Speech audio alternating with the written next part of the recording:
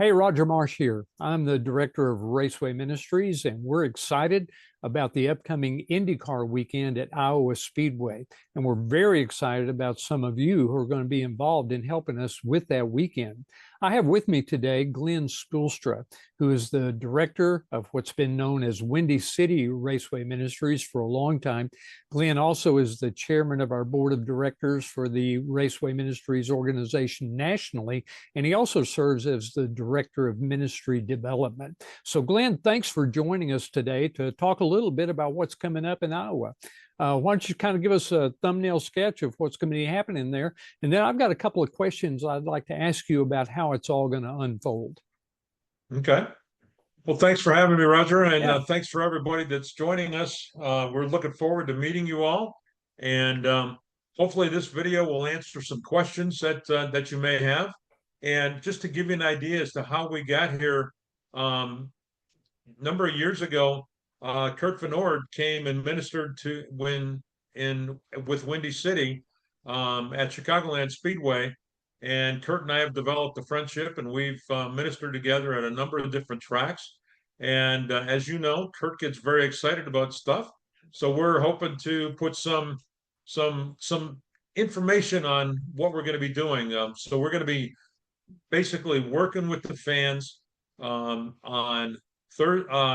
Friday afternoon when there's qualifying, and then there's a race on Saturday, and there's a race on Sunday, and we'll be serving the fans at each of those. Currently, we'll be driving or riding the trams and being the tram ambassadors, and we'll talk about a little bit what that means in a minute. All right, good deal. Well, Glenn, I'm very excited about the weekend, and I'm excited about these volunteers. You know, we've been there for a couple of events now, and I'm excited that the Raceway has invited us back. And we're going to be going back with a bigger team than we've ever had before. Now, this is not unusual. We have Raceway Ministry teams all over the country, and Raceway Ministries nationally, we've existed since the 1970s, actually. And for example, this coming weekend, as Glenn and I here are talking this morning, we have a Raceway Ministry team that'll be active in Atlanta. And so almost everywhere IndyCar and NASCAR goes, we have a team in those cities that does much of what we're going to be talking about in terms of our plans for the upcoming weekend at Iowa.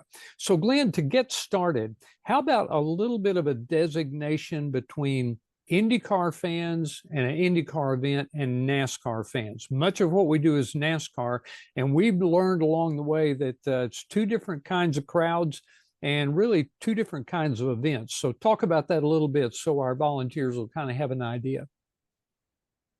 Yeah, I didn't think about that too much until I was talking with Kurt the last couple of days and kind of putting together some plans. And he was talking about his expectation as to what's going to happen. And it dawned on me that these are two different worlds. And to give you an idea, oftentimes NASCAR fans and NASCAR races are looked at as brats and beer, which is good. I love brats, and and IndyCar races are looked at as caviar and caviar, wine and cheese. Yeah. And if you don't know Yeah. what that means, let me tell you what happened to my wife and I. We're campers. We have a motorhome, which you'll see when you're there. And we pulled into the Milwaukee Mile and the state fairgrounds up there, and didn't realize it, but there was an IndyCar race. And normally NASCAR fans are up typically at least till 2 or 3 in the morning Yeah. Oh, yeah. after the race. Oh, yeah. The IndyCar fans were in bed by 8 o'clock, Yeah. Yeah. Yeah. and the place was totally quiet. Yeah. So the beauty is for you guys, since you're walking into this with no knowledge and no idea, this will be a great testing and proving ground. We can kind of get our it's kind of practice for NASCAR, Yeah. because the crowd typically is probably 15 to 20,000 people at an Indy race, and in Iowa it should be what 50 60,000 at the NASCAR race because it is sold out. Yeah. True. So Yeah. Well, that's a in the little bit of the campground difference. also, the campground is generally less populated for IndyCar races, whereas NASCAR usually packs out the campground. which means a lot of commuting fans that come to the IndyCar races, and many of them will be riding these trams coming from the parking lots. So two different groups, and great description. I love your description there. Wine and cheese versus brats and beer. That pretty much sums it up. So good point there, Glenn. Any other comments about the difference between the two weekends? And I like your point too. The IndyCar weekend will be great preparation for the bigger weekend, which will be the NASCAR. One thing I am interested to see is Iowa Speedway on their website is advertising as this is the fastest race in the Midwest. Wow. Wow. So I can't imagine on such a short track as Iowa that these guys are going to get up to speed, but they say it is. So it's going to be interesting to see. Yeah, that really is true. I mean, the Indy cars are fast anywhere they go. Of course, it's not a big bulky stock car, so they're a little bit lighter weight and have a lot of horsepower, and they can get around the track real fast. And I would say this: if there aren't very many cautions in the race will go by very quickly. They'll count down those laps very, very fast.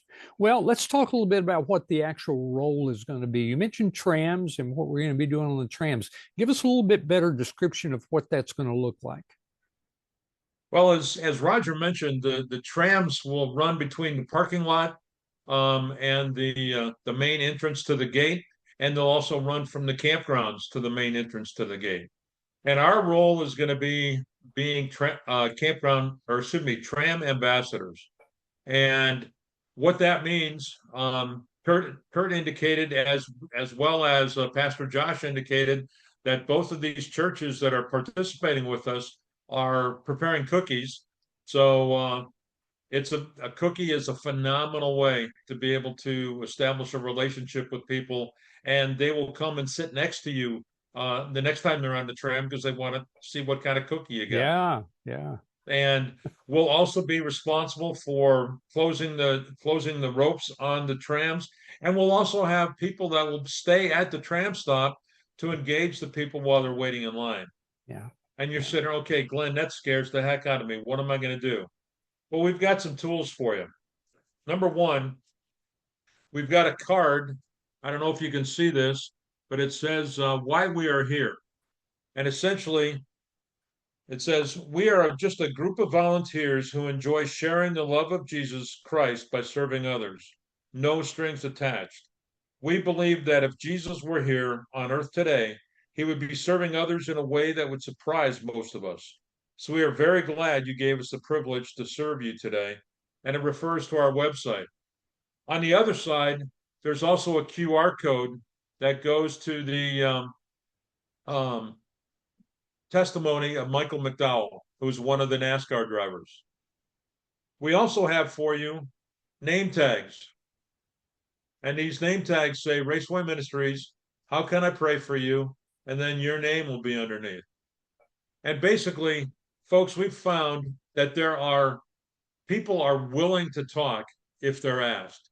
Mm-hmm. And so how do you engage them? How do you find out? Ask them who their favorite driver is. Ask them where they're from. Ask them what do they like about IndyCar? Why what draws them to that? And they'll spew and start talking about stuff. The other thing we have for you is we have a number of Bibles that are called life application manuals. And essentially, these are Psalms, Proverbs, and the New Testament, and they have different covers. This one says, here we go. This one says pit stop. And that's basically to gather the people that might be gearheads, that are car enthusiasts, things like that. We have others that say construction worker, law enforcement, men's, and we're going to get some more. We're actually low on stock, but we've got other different covers that will sit on a table and basically help people just kind of browse, and it opens up conversations when you say, hey, what's it like being a construction worker and that type of thing. And one other thing that we're going to have for you is we have a book that was written, and it's basically a compilation of 36 testimonies of drivers, crew chiefs, TV personalities, things like that, and how their faith has impacted what they do. And this is centered around NASCAR, but again, car enthusiasts love it, and it's a way to garner information and be able to talk with the people. So we've got a lot of tools to help you engage the people and just be yourselves. Yeah. It's, if you're here because you love Jesus and Jesus has done something that causes you to want to share that love, and that's all you got to do, is because people are anxious to hear that kind of stuff, and everyone in this world is hurting in some way, shape, or form, and Yeah. there's opportunities to talk. Well, thank you, Glenn, so much for pulling all those tools together. I think they're going to be very effective in our efforts there at Iowa Speedway. It's really true that when people come to the raceway, they come for entertainment and they come to have a good time and enjoy the excitement of racing, but they also bring their baggage with them. And as they bring their baggage with them, that presents a great opportunity for us to be able to kind of plug into where they are and get involved in a conversation. And you never know, it may lead to prayer and it may even lead to a deeper conversation. So, as we use these tools to try to step into that kind of a scenario, let me just kind of throw an example at you. For example, if I'm at one of the tram stops and I have a group of people waiting there to get on a tram, and all of a sudden one of the people in line looks at my ID badge and says, your ID badge says, "How can I pray for you?" Well, I've got something that I would like for you to pray about. Can you pray for a situation that I have going on back home? To me, that's the kind of conversations that we hope to enter into with these tools. We're not we're not there to beat people up with the Bible. We're not there to get into theological arguments with people. I think the main thing is for us to just make contact and obviously work on building relationships with these people that might lead to some of those situations where we can talk to them in a deeper way. Is that kind of what you have in mind? Or those the kind of scenarios that we're talking about? Yeah, exactly. It's just you want to. Back in the day, I used to. There was a statement that was used a lot when I was working on staff for Youth for Christ, and it's you have to earn the right to be heard. Yeah. And I think what you're saying is you have to establish some sort of a common ground that you can talk about, whether it's you find out that the guy's a construction worker or he's a police officer or a nurse or whatever, but just pick up on that and start talking about it, and then just kind of guide and direct. And if they ask you to pray, I mean, and I've had people, I can't, I'll never forget a guy in Michigan. We had been at in the track with River for, I don't know, 4 or 5 years. And a guy came up and he was in tears as he walked up. He says, "Glenn," he says, "I can't believe it." He says, "My dad passed away and he's not coming to the race with me this year." Mm. And we just talked about how our dads, what our dads meant to us and stuff. People in today's world with phones and everything else, people need people to talk to. Yeah, they You know, really do. They really do. And it's amazing the things that initiate those conversations. Sometimes we don't have an opportunity to get involved in a conversation, and that card that has the QR code is something that we can put in their hand and they can take it with them and maybe view the video later and pick up on Michael McDowell's testimony and that kind of thing. But even our right. shirts that say Raceway Ministries, that sometimes can prompt a conversation. So the shirt that you have on is similar to the one that we're going to have at Iowa. How can that have an impact on our conversations with people? I've had people. In fact, you sent me a story just the other day about a guy who was in Bristol Yeah. and he needed transportation. That's kind of what we do a lot at tracks is provide transportation, whether golf carts, whether trams, or what have you. And this gentleman and his wife were a little older and they needed help to get to the track, to the gate, and there was no golf carts available. Mm. So the volunteer in Bristol went over and above and went and got his car and took him up to the track and then made arrangements and met him after the race and took him back and had, interesting conversation and things like that. this gentleman found himself in Atlanta earlier this week, and he saw Connie Yancey, the director of Atlanta Raceway Ministries, Right. wearing a Raceway Ministries T-shirt, and that prompted further conversation about what Raceway Ministry is, why we're there, what we're doing. It's not that we're trying to do all this stuff for our glory or to, like you say, beat them over the head with the Bible. It's provide a glass of cold water, a drink of cold Yeah. water in Jesus' name to be able to earn the right to talk further. Absolutely. And for that reason, we need always to put our best foot forward, be on our best behavior, be Christ-like in everything we do and say. And that's what attracts people. So again, thank you for all those tools. And I look forward to seeing those be used when we get to the Iowa Speedway. That's going to be an awesome time together. And I think the tools are going to go a long way. Now, we're going to be busy doing all these things. Excuse me, we're going to be busy with helping out with the trams and just meeting people and having conversations, which means it's very likely that we may not have time and there may not be an opportunity to actually watch the race. So would you like to address that topic for a moment or two? Well, number one, there may be a possibility that some people can see it because God has provided so many volunteers. Um, the track had told us, I think we have about 13 or 15 positions that are assigned to the trams and the tram stops and things like that. And we've Right. got 26 folks on our list. So they did say they're going to assign us to other guest services roles, and it may come down to an usher. Yeah. And I remember a couple of years ago at Chicagoland, um, when the track asked us to do ushers, I did everything I could to say no, and it turned out to be one of the best ministry opportunities because of the fact there was a rain delay, Ah. and some of the ushers got to spend half an hour talking to fans. Yeah. So you got to go into this weekend and the thing that the statement that has hit me the last few days is, but God. We've Mhm. got all these plans, but God Yeah. has something else planned. Yeah. And what is that? And be flexible to meet what God's got going to put in your path. Yeah, that's absolutely a must. I recall what Frank Stark, one of our founders in Raceway Ministries, worked from years ago. He said in one of the meetings that we had, he said, I don't plan to add anything to the Bible.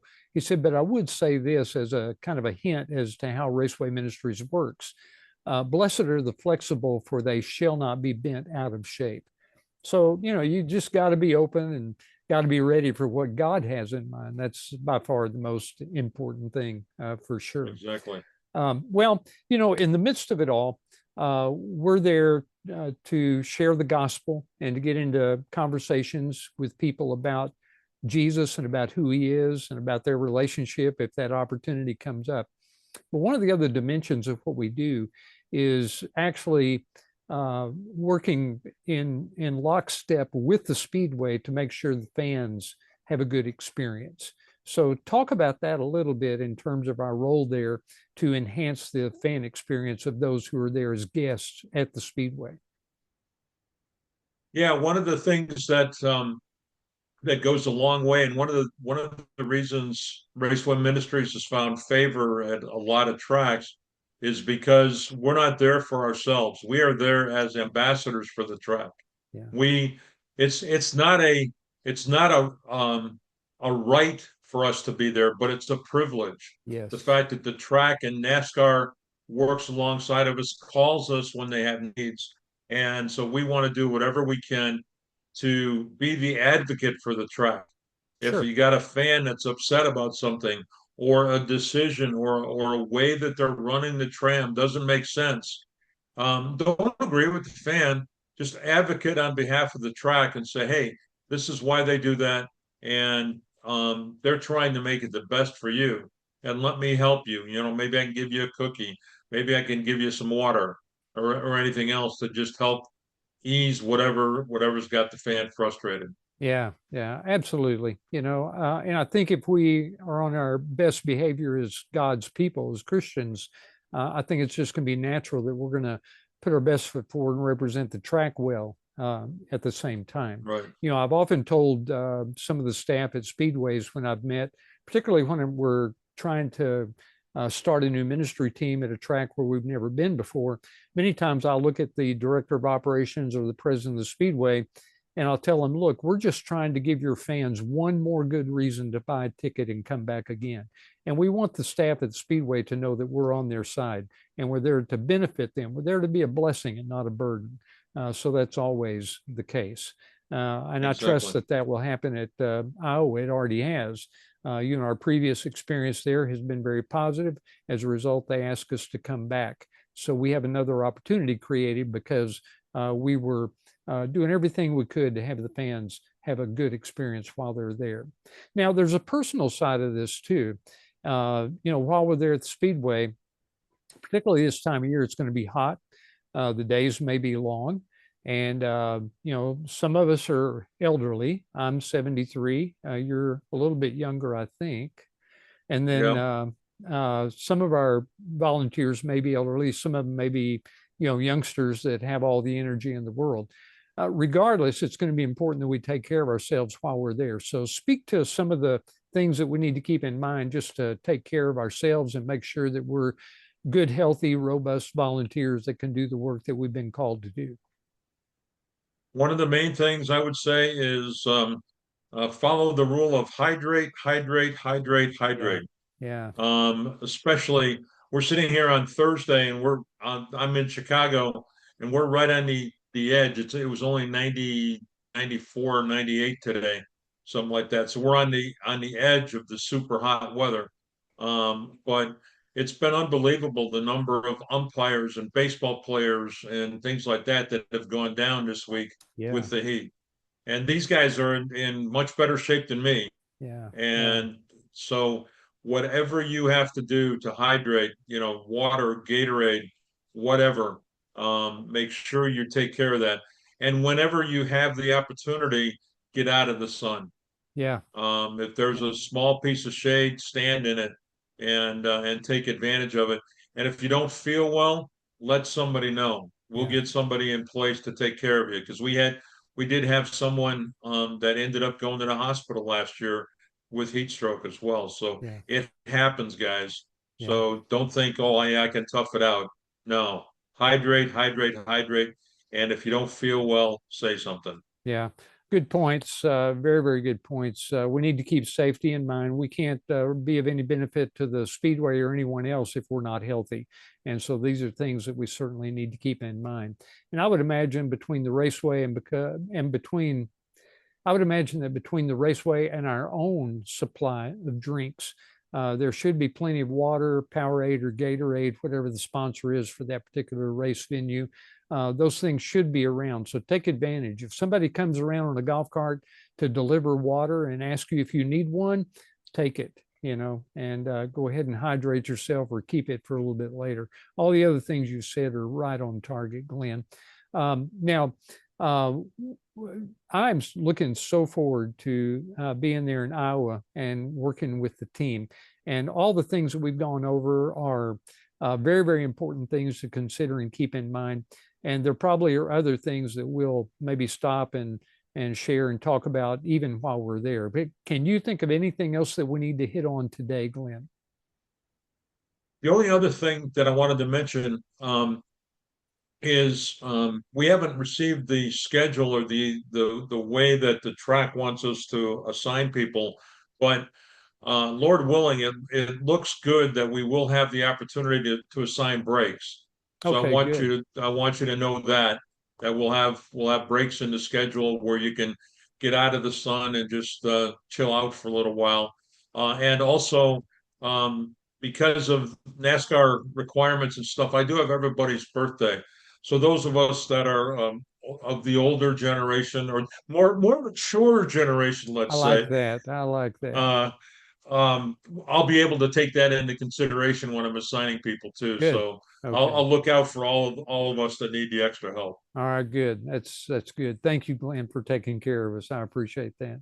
Well, thank you all for watching and taking in all these suggestions and ideas. Hopefully the ideas that we shared kind of give you an idea of what's involved in Raceway Ministries work and maybe kind of alleviate some of your hesitations or answer some of your questions. And Glenn and I both are looking forward to spending days together there at Iowa Speedway to connect with the fans and build relationships with them and have some great ministry opportunities. And in the process, I'm looking forward to making some new friends and enjoying some time together with people that I love and people that I love to work with in Raceway Ministries. So with that being said, that's everything I have, Glenn. And if you don't have anything, we'll sign off and look forward to seeing everybody in Iowa. Sounds great. We'll see you in a week. All right. Thanks Drive so safe much. and See y'all. have a good 4th. Yes. Thank you. Yeah.